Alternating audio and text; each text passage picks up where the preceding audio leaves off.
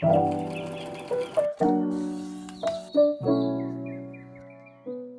it's Tammy and welcome back to my channel. In this video, I have a project share, tutorial, and a small craft with me. Hey everyone, I created an adorable memory box filled with different elements including envelopes, flipbooks, and tags. I just love the presentation and how this project turned out. Aside from the tags, you can make everything in this box without using any cutting dies. I recently received the Anya Combo 3 stamp set from the greeting farm and knew they would pair great with a summer theme project.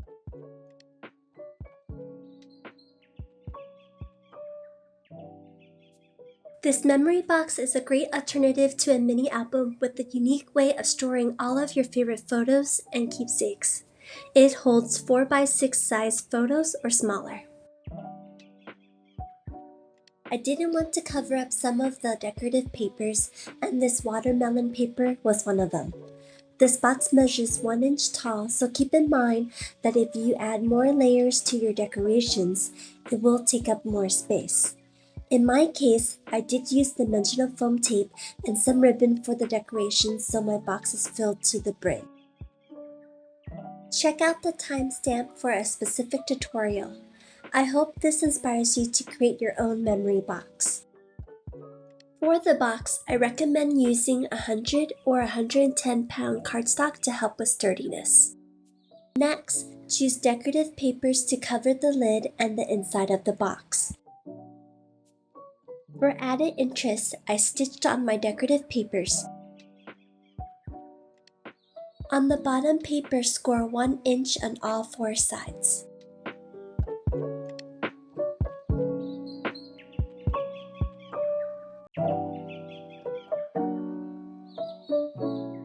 For the top paper, score 3/4 on all 4 sides.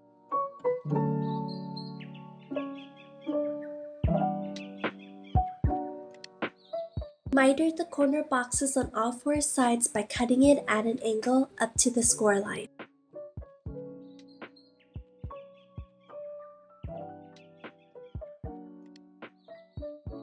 Crease all of the folds and adhere the tabs. Here I made a corner jig to help with my folds.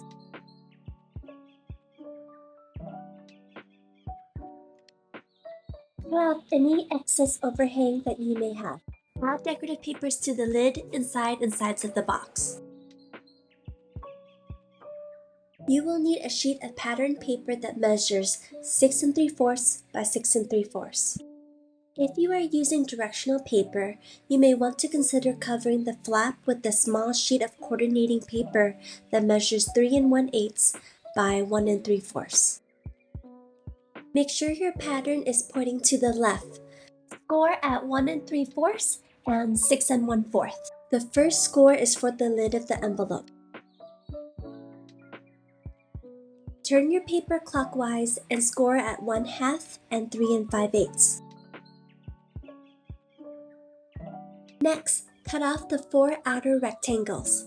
Here I colored them in black for reference. It should look something like this. Crease and fold all of your score lines.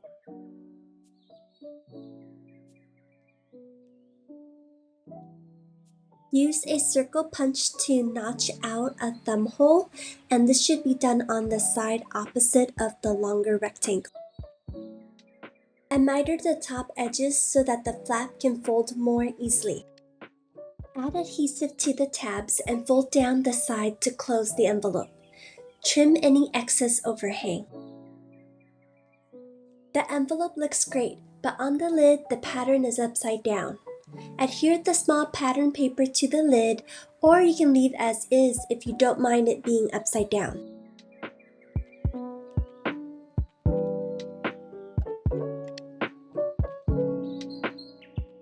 Trim off any excess overhang and also round the corners.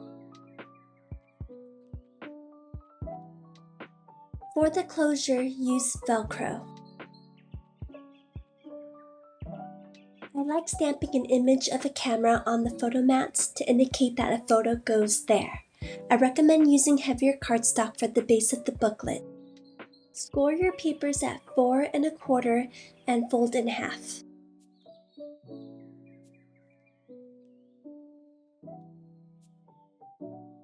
Add adhesive to one of the squares and adhere it to the other sheet of cardstock.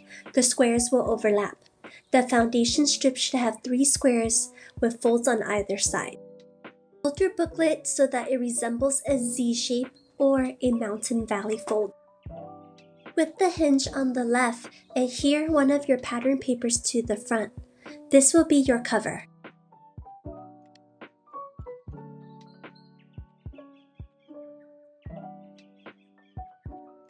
Now that your cover is on the right, adhere the pattern paper on the outside left square. For the middle, adhere a photo mat.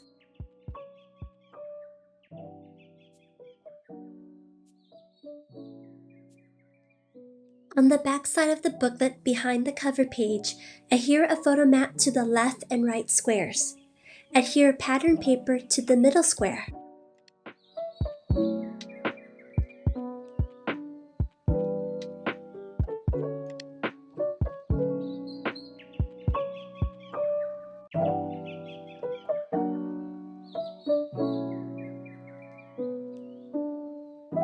Pause the video here for the measurements. I know it may seem like a lot, but just keep in mind that the booklet will include photo mats and decorative papers for 4x6 and 3x4 photos. For the 3 sheets of cardstock that measure 7 by 4 1/2, score 1/2 inch on the long side.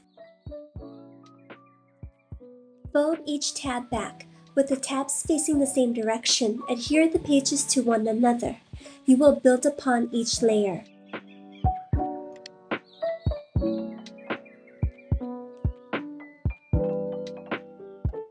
Adhere the last tab to the 6 1/2 by 4 1/2 page.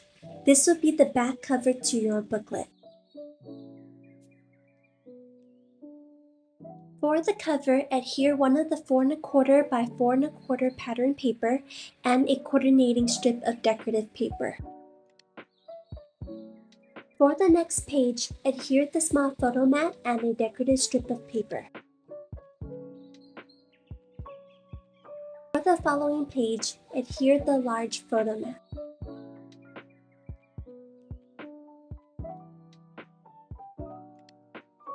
Throughout the book, you can alternate the page layouts or decorate it any way you like.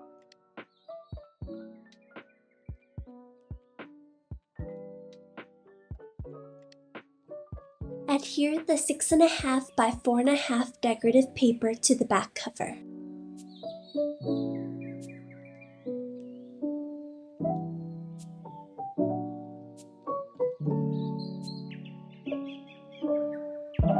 These are my favorite large tag dies. They are from Heartfelt Creations and come with a layering piece. However, use any tag dies that you have on hand.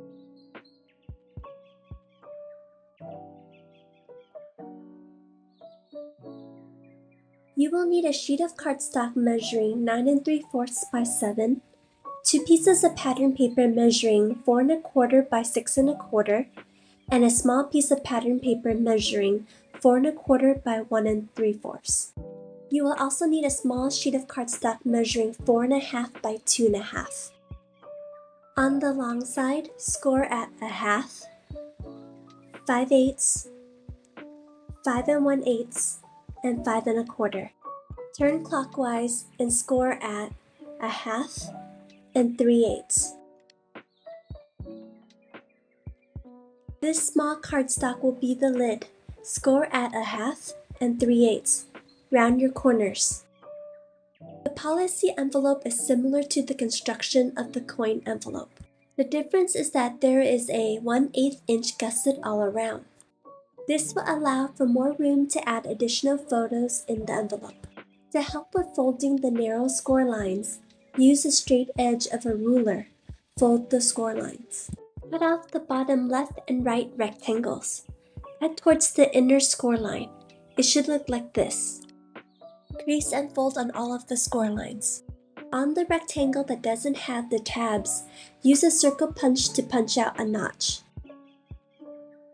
For the lid flap, miter the sides up to the 1/2 inch score line. Make sure you align the first score line of the lid flap to the top edge of the envelope base. Adhere the tab. Miter the corners. Add adhesive to the tabs and fold down the sides to close the envelope. I forgot to punch a notch on one of the decorative papers, so I'm doing it now. Align the notches and adhere to the base. Leave about 1/8 of an inch border all around. Also do the same for the front. Round the corners and then adhere to the lid.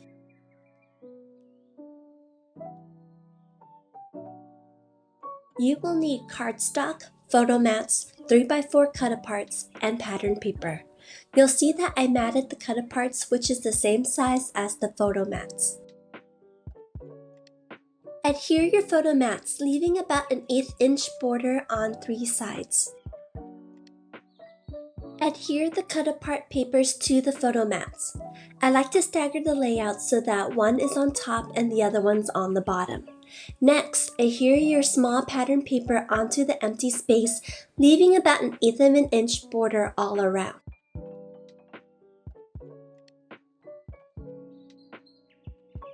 On the back side, follow the same process, but alternate between the layouts. So if the photo mat on the other side was placed on top, now place the photo mat on this side on the bottom.